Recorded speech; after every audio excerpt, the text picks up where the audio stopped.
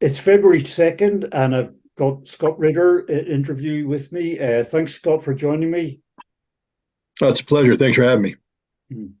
Scott, you've emerged as a internationally respected, independent military geopolitical analyst. Uh, uh, People around the world rely on your take, in particular on Ukraine, as to what's happening, given the massive disinformation and false information in Western media. It seems about the war and how it's progressing. You've always remained consistently critical of the United States and NATO's involvement in Ukraine. I'm just wondering, and I'm sure a lot of people around the world are wondering as well. You come from a very impeccable military background, US Marine Corps intelligence officer, and you've evolved into, or appear now to be, a very trenchant, independent, critical analyst of US policy. Um, how do you explain that evolution? What events in your life over the last few years and decades have informed your worldview? Well, it's funny. There's been absolutely no evolution. I'm a Marine Corps intelligence officer. That means I'm the best damn intelligence officer the world's ever seen because they trained me to be that way. My job is never to tell my boss what he or she wants to hear. It's to tell them what my fact-based analysis is, and that was ingrained in me from the very beginning. You don't tell a lie. You tell a lie in combat, Marines die. The truth is the only thing, and that's what you do. That's what they trained me to do.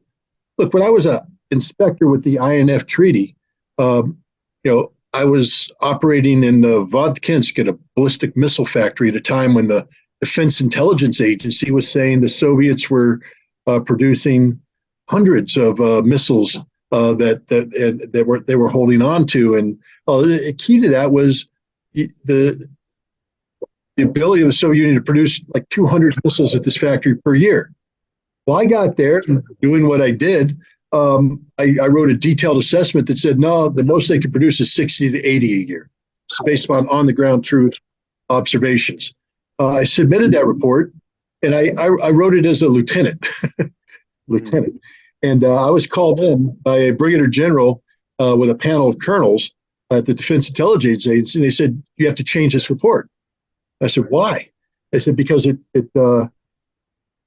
budgets are involved, billions of dollars of budgets are involved, and we have to have this number.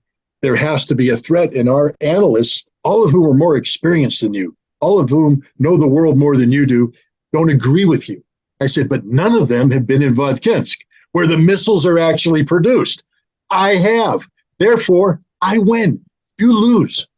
And they said, well, we can hurt your career. I said, no, you can't. You're an Air Force general. I'm a Marine. I dare you to go to Headquarters Marine Corps and try and get them to reverse this. They'll tell you to pound sand because they trained me to tell the truth, the whole truth and nothing but the truth. So help me God every time I open my mouth. And I won. And I did that over and over again. During the Gulf War, I was on General Schwarzkopf's staff. One of my jobs was to account for Scud missiles, Scud missile launchers. We knew that the Iraqis had 19 of them. By week 2, we had killed 64. I'm just a simple Marine. But if they only have 19 and we killed 64, we got a problem. And so I started to say, obviously, we're not killing what we think we're killing. There's a problem here. And I was the guy that got to make the final assessment on whether or not we killed a Scud or not. I was the final analyst.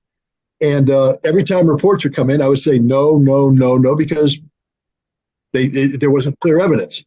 Finally, at one point in time, the Air Force dropped bombs on a grouping of vehicles near Al-Qaim in northern Syria. And the videotape came in, and somebody snuck a copy to General Schwarzkopf, the commander-in-chief, four-star general. And they said, look, we killed. So he went on TV, national TV, and gave a briefing. He brought in Buster Glosson, and they briefed it as we killed at least seven Scuds. And I'm like, you don't get to make that call. Not your job, General. It's my job. And when I look at the videotape, I say we killed 7 oil tankers. That these aren't Scuds. Nothing about the report made sense from the missile launch. You know, if you're going to launch a missile from a site, one would expect the Scud launcher to be driving away. lights out, trying to hide. These vehicles are driving towards the Scud launch with lights on. And I'm like, no. And so my job is to write the final report. So even after his briefing, I wrote the report and I said, confirmed Scud kills, 0. The next morning, a colonel came in and he said, you have to change the report. I said, no, I get to make the call. He said, no, you don't get to make the call. The commander-in-chief made the call. I said, he's not the battle damage assessment officer. His name isn't on the report. My name's on the report, and I'm not going to lie. It's 0. They fired me on the spot. But before they fired me, I went ahead and submitted my version of the report to the Defense Intelligence Agency liaison, who sent it back to Washington, D.C., and analysts look at it. Meanwhile, it's to Colin Powell, who at that time was the chairman of the Joint Chiefs of Staff.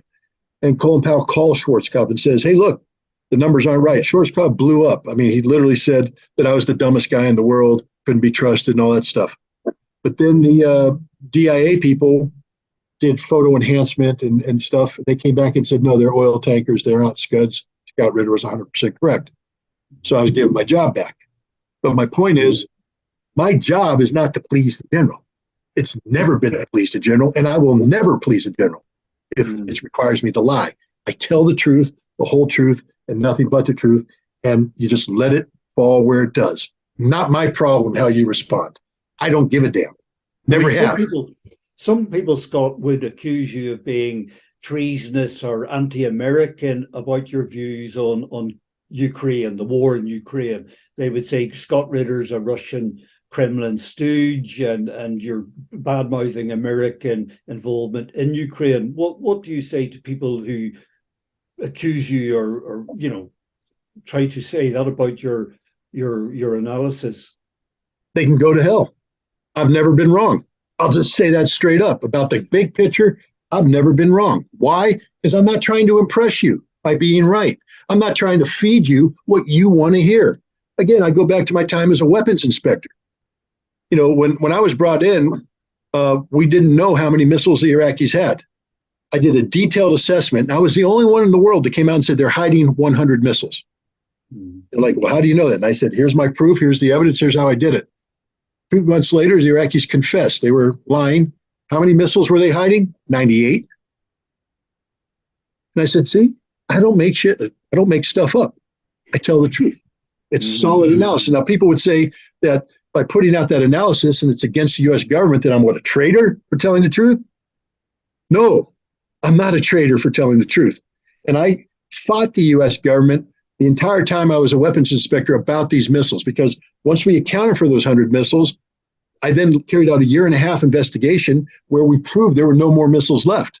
But the CIA couldn't handle that. I actually went to the director of the CIA's office in the White House and briefed him and his staff on my findings. And their response was, yeah, that's nice, but the number we're going to keep is 12 to 20, and that's never going to change no matter what you do. That's not an integrity problem on my part. That's an integrity problem on their part. And if you call me a traitor for that, you have no idea how the United States works. Let me make it clear to your audience. The United States is not the United States government. Never has been, never will be. The United States government doesn't represent the United States. We, the people, do. Read the Constitution. We, the people of the United States. Scott, have you always believed in that? Have you always felt like that? Has that always been your distinction? I took an oath to uphold and defend the Constitution of the United States of America against all enemies, foreign and domestic. Yeah, it's the only thing I believe in is the Constitution. I don't believe in anything else. I believe in the Constitution. Scott, can I just ask you, when you were a younger guy training as a Marine commando, did you believe that America was all virtuous and its interventions around the world were all for a good cause? Or were you always critical of US involvement, military involvement in various parts of the world? Well, let me answer the question this way. When I joined the on-site inspection agency to go into the Soviet Union, the prevailing thing was the Soviets cheated, they lied, they stole, they never told the truth. And that became apparent right from the beginning that just wasn't true. And so I was like, no, you guys are wrong. And it was clear at that point in time that politics were always involved in big analytical decisions, that analysts were trying to please a political boss. The difference between them and me is I'm not trying to please anybody. My job was to tell the truth. The same thing in the lead up to the Desert Storm. I was brought in on a planning cell that was headed by the Commandant of the Marine Corps, 4 stars. And I worked for Major General Caulfield, 2 stars. And he brought me in and he wanted me to brief him on Iraq. And I said straight up, we're fighting the wrong Arabs. I said, the Iraqis are the good guys here. The bad guys are the Kuwaitis. They're slant drilling. They're stealing the oil. So I tell them straight up, we're fighting the wrong guys, but it doesn't matter because my job wasn't to make the decision. My job was to prepare a military plan capable of defeating the Iraqis. The reason why we're doing that's up to the government. If people had asked me straight up, you think we should be going to war against Iraq? The answer is no, absolutely not. Wasn't my job. My job was to find the weaknesses in the Iraqi defenses that we could exploit militarily to bring about a battlefield victory. But I've always known the U.S. government lies. They've been lying from day one. But again, let me just remind the audience, I don't work for the U.S. government. The U.S. government works for me. I am the Constitution, not the U.S. government. I am the Constitution. So, people say you're a traitor for what? For not believing a politician who's a narcissist who lies to become elected and lies after he becomes elected? No, I'm a traitor when I betray the Constitution. I didn't take an oath to the President of the United States. I took an oath to the Constitution. The traitor is the person who turns their back on the Constitution to follow the illegal orders of the president. That's the traitor. Okay. And do you think that kind of traitor behavior has increased among the US government in recent decades? Has that kind of betrayal of the Constitution, as you describe it, has that become more prominent in US government conduct, in US government foreign policy over the last few years, in your opinion? In my opinion, the US government views the Constitution to be a liability, be an impediment. And from the Department of Justice on up, they're looking for ways to get around the Constitution. How long has this been happening? I haven't been around forever. I came into adulthood in the late 70s, early 80s. But I can say without fear of contradiction, look, when I was going through Marine Corps training, Iran-Contra was taking place. Iran-Contra. We all knew what was going on. We knew the Reagan administration was violating the Constitution. They violated the Boland Amendment, which means they're in violation of the Constitution. They're not listening to what they're constitutionally obligated to listen to, which is a law passed by the United States Congress. The president can't go around that, but they did.